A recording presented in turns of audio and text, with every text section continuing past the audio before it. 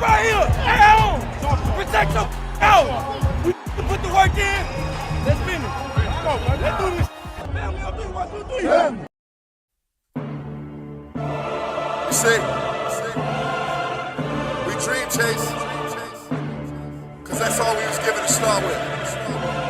Then we realized the dream was obtainable. Now look at us.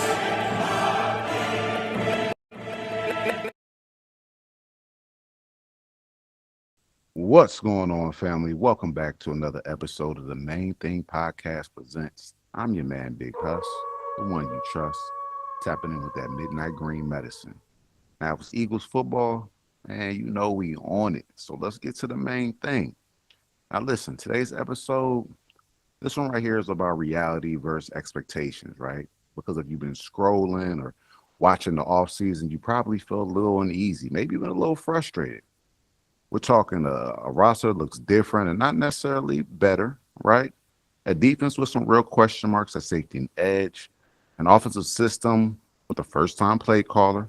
And on top of all of that, we're finding out just how banged up some of these key players really were this past offseason. Now, and that's including really one of the most important pieces on this team, beef jerky, Cam Jurgens, you know? So when you hear what he was actually dealing with, you start looking at 2025 a little bit differently. I'm not going to lie to you. So today we're breaking it all down, from Jurgens' injury and what it means for the O-line, the evolving secondary, and why it still might be elite, right? The biggest holes on the roster right now, and what Howie Roseman still has to fix before the draft. But before we get into all that, please make sure that you're commenting, liking, and most of all, subscribe to the page. Or the channel, I should say, so you don't miss when me and Mr. Holmes drop these videos on y'all, right? Let's start with something that honestly changes how you view last season, right? Cam Jurgens, he opened up on the Bustin' It With The Boys podcast. Wild name. But what he said was not normal. We're talking about a guy whose disc broke off and wrapped around his sciatic nerve. I've never heard that before. That is mind-boggling. The fact that he was even able to play through that is crazy. He said he could barely walk. It's one of the worst months of his life. And once again, he still played through it, thugged it out, and even needed an epidural from time to time just to really get through, man. That's not toughness. That is borderline superhuman. He's dedicated to the game and dedicated to Philly, right? But here's the part that matters for right now. He admitted he wasn't fully recovered during the 2025 season. And suddenly, the offensive line struggles, they start to make a little bit more sense. The drop-off in dominance makes a little more sense. The inconsistencies across the offense, yeah, it's starting to track. But even with all that, he still made the Pro Bowl, right? Now, he's saying it takes about a year or so, and he's starting to feel good. And that's big because Jurgens is actually healthy again. The offensive line might quietly bounce back in a major way. But this is important. He's not the only concern you got, right? We got Landon Dickerson, who's dealing with injury and even contemplated retirement this offseason. Lane Johnson, he's coming back off a Liz Frank issue. So, yeah, this group, although elite talent, that's undeniable, it's not bulletproof anymore. Now, let's look to the defense because this is where things, this gets interesting. On paper, the corner group might be one of the best in the league. You're talking about all-pro Q, right? Legit CB1, all-pro level. Cooper DeJean, elite nickel, right? Game changer. And then Rick Woolen, a 6'4" corner with elite traits, former Pro Bowler, stepping into CB2. That trio, that's a serious trio right there. There's no denying it. And then you add depth with Jonathan Jones, a vet with a lot of versatility. That is a lockdown unit. But safety, this is where the questions start. So right now, there's only one sure thing in the safety room, and that's Andrew Mukuba, expected starter coming off an injury. But after that, it truly is wide open. We've got Marcus Epps, steady vet, experience, high floor. And you have Michael Carter II, another vet, converting from nickel to safety, giving you a lot of versatility. And that Carter move, that's really one of the moves to watch. The coaching staff clearly believes his transition from nickel to safety could be seamless, right? he might actually push for a starting role alongside Andrew Makuba. But let's be real though, man. That's a hope and a dream, a wish and a dream, right? That's a projection. Because at the end of the day, we lost Reed Blankenship, one of the anchors on the back end, one of the real mental pieces on the back end, and you lost Sidney Brown. So this room went from stable to a bit uncertain. That said, though, if Carter hips, if Epps comes in and holds steady as he's proven he could do, this secondary still might end up being one of the most elite groups overall. But we have to address the elephant in the room here. This offense hasn't really exactly excited people, excited fans, right? Because we lost some talent, some key players. Jalen Phillips, who came in, did his thing. The Kobe Dean, stud linebacker, when healthy. Blankenship, Brown, Jahan Dotson. This team has undergone some changes. Those some players who have gone. And we brought in some solid names, right? Hollywood Brown, speedster, right? Impactful. Elijah Moore, good friend of A.J. Brown. Arnold Edebike, veteran edge rusher. Woolen, Epps, Dalton, and the list goes on. But it kind of feels like it's more so quantity over true impact, right? Not that splash name that as Eagles fans we've been looking for. And we're not wrong to feel like that, because right now, the roster top to bottom is probably a step behind that 2024 Super Bowl roster. Not a bad roster, but not quite on that level yet. So let's talk about some of the biggest roster holes that the Eagles have right now. Let's not dance around it.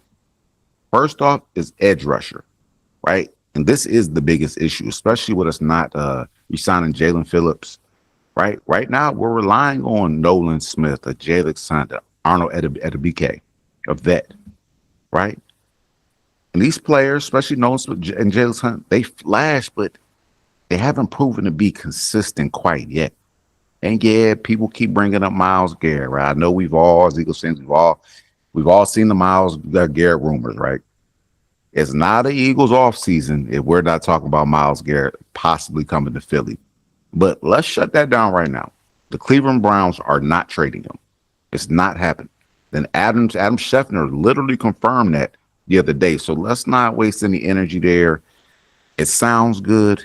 It would be amazing to have him in Philly to pair him with Jalen Carter and Jordan Davis and the D-line that we have. It would probably be the best unit in the league, bar none. But a more realistic name that we should be having our attention on is Jonathan Greenard. And that's a lane to watch.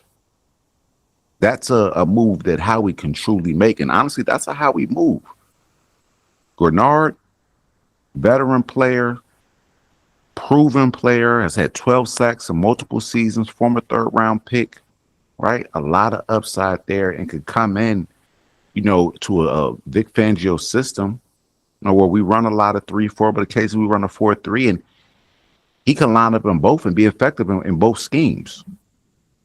Now, offensive line's future, look, it's still elite, but it's aging and it's injured. Let's just be honest.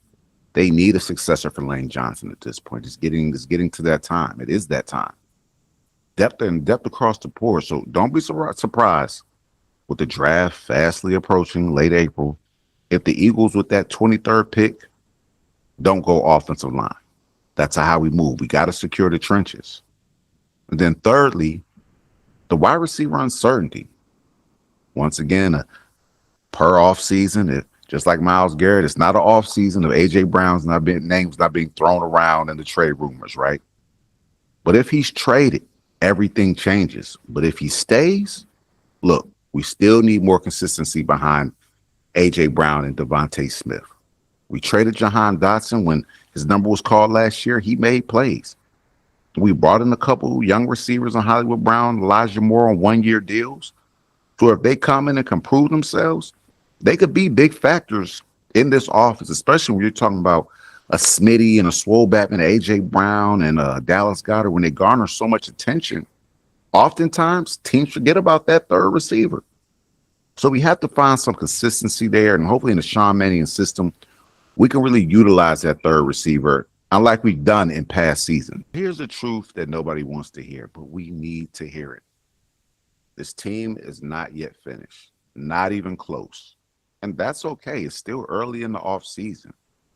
Because the Eagles right now, we've got 9 draft picks, 4 of those in the top 100. So high possibility that we find some impact players in this draft. And then we have one of the best GMs in football in Ski Mask Howie Roseman, right? This is where he makes his money during the draft. Over earlier in Howie Roseman's career, I mean, it was kind of hit or miss, especially on those early draft picks. But the past several years, man, my man's been hitting. So in Howie, we trust. Put all the eggs in that basket. Howie has been doing a phenomenal job the past several years.